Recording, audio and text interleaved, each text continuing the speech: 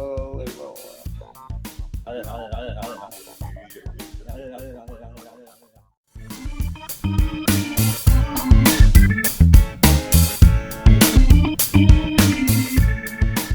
Do 7 things. Microphone's on. 7 reasons why you should live in a mall. Go. Security. 1. 3 things. 2. Food court. 3. Friends all the time. 4. It's scary when it's dark. 5. Face your fears. 6. A fun experience. 7. That's 7 reasons. 7 reasons why you shouldn't touch that. It's stinky. 1. It's purple.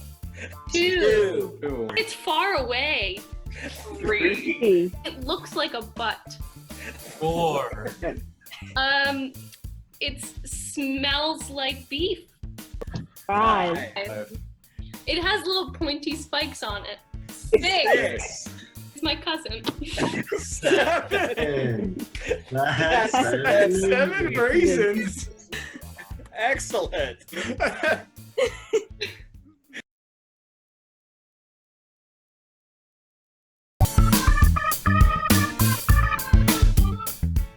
Hello. Hi, thank you so much for taking my appointment.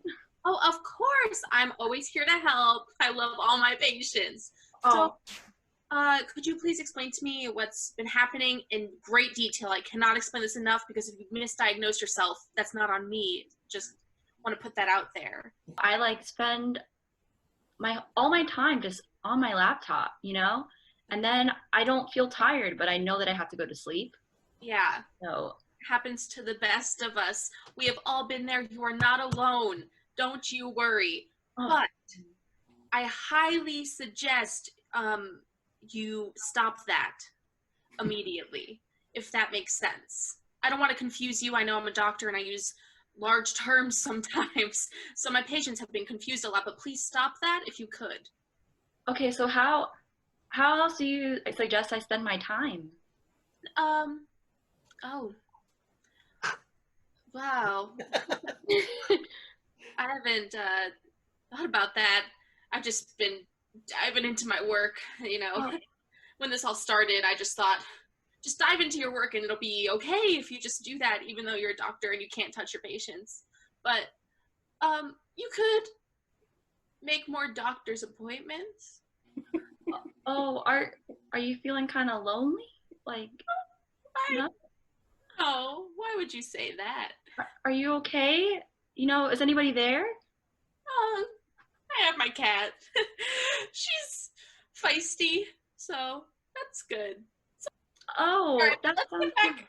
Let's get back to your Oh, sleep. oh my gosh. Oh, virtual hug. I'm so sorry. I can't be there. Just a reminder that I can't touch people, but that's okay. No, but this isn't professional. I am a doctor. What? So, have you heard of melatonin? Who? Oh, okay. And you know how all the pharmacies are closed now and people have been struggling and dying. And I haven't been able to do anything. Are you okay? Are you having a breakdown? Should I call somebody? Who are we gonna call? No one can be here. No one's here. I am a doctor. I should be able to diagnose myself with sadness and then fix it immediately. That's one of the perks of being a doctor. And I suggest maybe if you get your PhD one day, you could do that yourself with sleeping. You diagnose yourself as sleepy and then you sleep and ignore the light. Yeah, my mom would love that. She keeps telling me to be a doctor, but I can't. I don't know. I love being on my laptop, playing these video games, YouTube. It's so much. Oh, So I are just you a can't. YouTuber? Oh, no, I'm not a YouTuber. I just watch them. I haven't talked to someone in a while. It feels a little weird. Do you do anything? No, I don't leave my chair here unless I go to my bed to try to sleep. And then other than that, I've been just eating, whatever's around me. I don't know how to cook. Did I answer your question about sleep? No, although like talking right now is making me kind of sleepy, so I think it's working. That's great. It's 10 p.m. I could talk to you more if you wanted. Every time you have to go to sleep, I'll just talk to you. And we Oh my can just God, talk yeah. on the call. Free of charge. There's no Really? Yeah, You can set up like a Zoom meeting. Oh my gosh. yeah, we can. Every That night. would be really nice.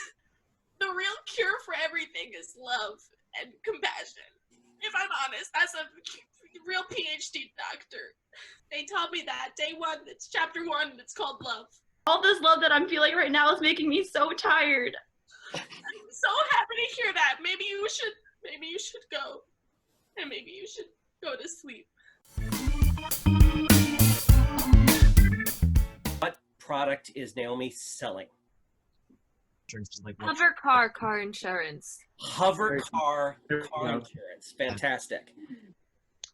Hello, Sharks. Today I have for you Naomi Friedman. It's a rather small market you're going for. How do you plan to broaden who you can appeal this to? It comes in many colors, so I think that that's a very good aspect to marketing it to more people. It also comes in many sizes. Sharks, Naomi has made several planning into the technology, fraud coverage, all sorts of things. She has planned this out very well.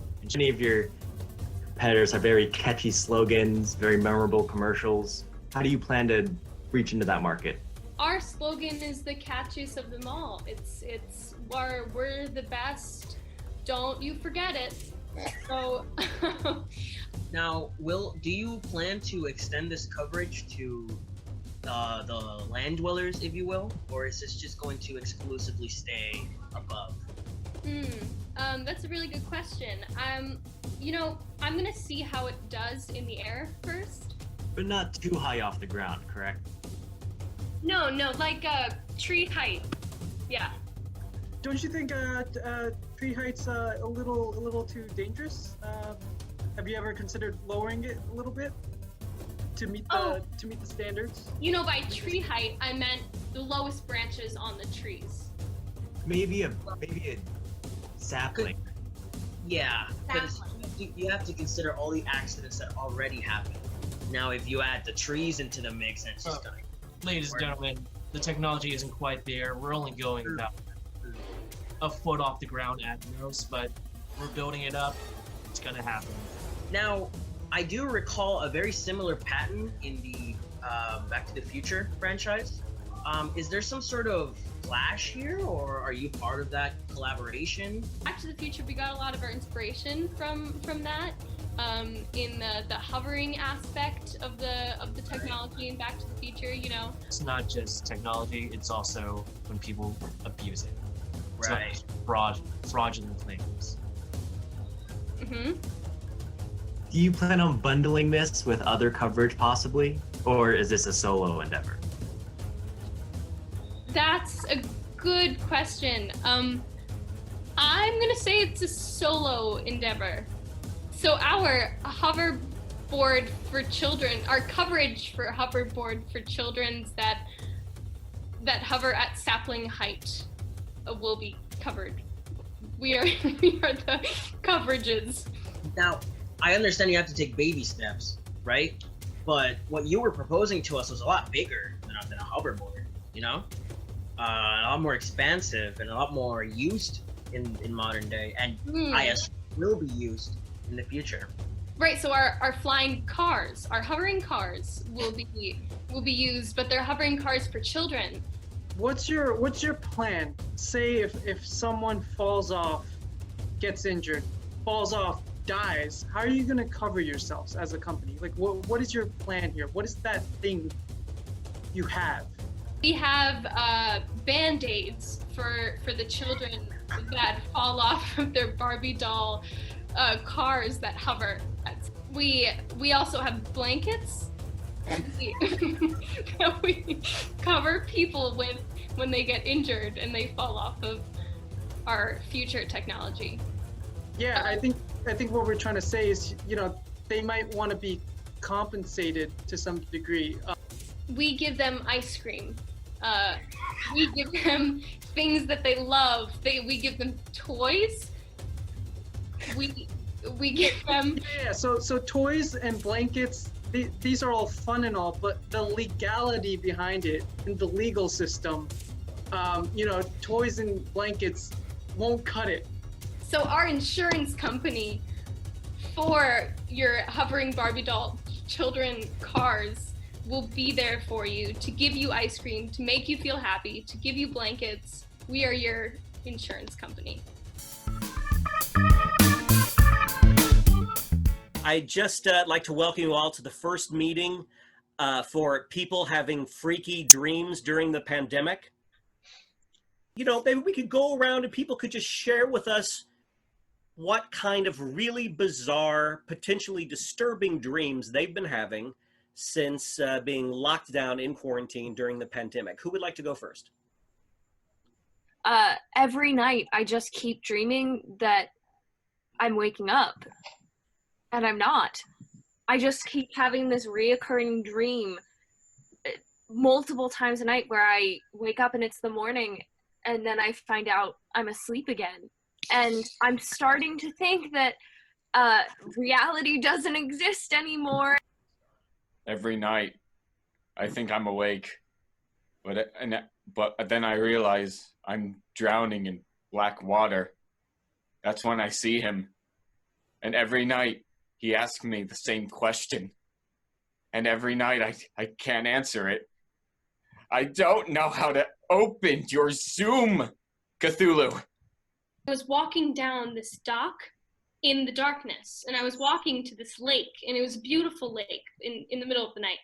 And I was with my dad, and then suddenly this shark starts swimming towards us. And I was like, Dad, you should probably get away from the water. And so then we get away from the water a little bit. And then the shark flops onto the dock and just grows legs and starts coming at me and my dad. Do sharks have legs? They do not. Does anyone else have any freaky dreams? Yes, Miss Nesta. So I had a dream that I was in the grocery store. I thought it would be a good dream, but then the walls started closing in. The aisles are already so small, and then people started coming down the aisle, but the wrong way, so immediately my heart rate was up. I knew that they were coming for something, and then they all started to cough on me, and they were coughing on me, and then I turned into a cough. Do you know what it feels like to be a cough? Are we all in a collective dream together right now? I'm just saying. I had this dream I have this weird job, and every night I have to go onto this Zoom call where people tell me their weird pandemic dream. It's very interesting you say that, because I have like this dream weekly where I have to meet with like 14 other people and we do comedic improv. It's terrifying. I'm so gross. Improv. What kind of person would want to do that? I don't even know what improv is. You know what's the weirdest thing is David, I think you're teaching us improv. You're behind all of this. No. What are you doing, David? No, what are you doing to us? freedom. Look how scared Caroline is. No, improv. Scare her. Look at her. You have full freedom. You have choice. You can make choices. In my dream, I couldn't be heard. Are you sure I can make choices if I can't use my own voice? Okay, guys, it's okay, because at least nobody's disappearing, right? So it's not real. No, that's a joke. Cthulhu comes for me. It's improv, so he was making a joke. Someone call him. Call him. Is he okay? Guys, Black water. It's like, guys, I don't feel so good. I'm trying to get you off. No, because this would mean that you're all only exist in my head, and that's not true. Like, you don't all just exist in my head. Like, I'm not crazy. Oh, no. Like, that would mean that I'm not actually being paid to teach the class. I don't want to go. I don't want to go. I love them. I don't want to. Wait, no, it's funny. It's funny, right? It's very important that I tell you. Yeah. Oh, it's. Hi, Cheyenne. It's just you and me.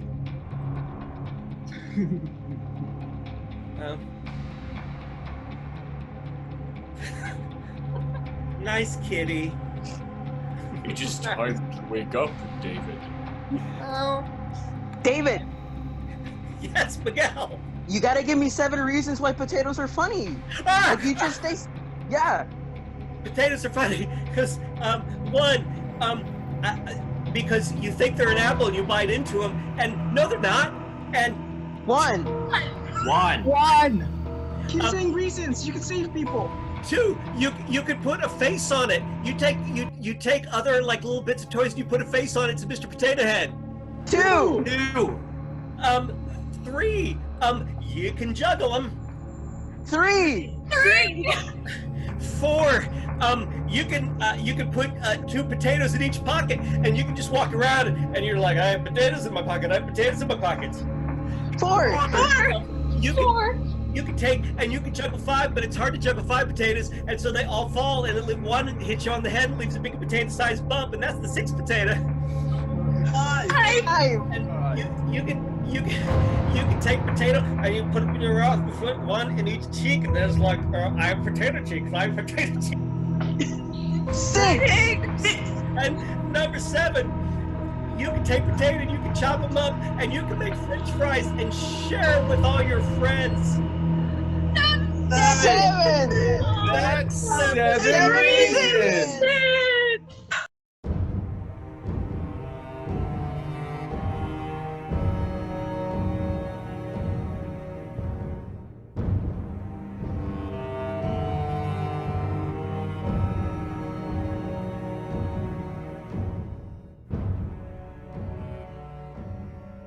Nice kitty. It is time to wake up. Listen to the cat, David.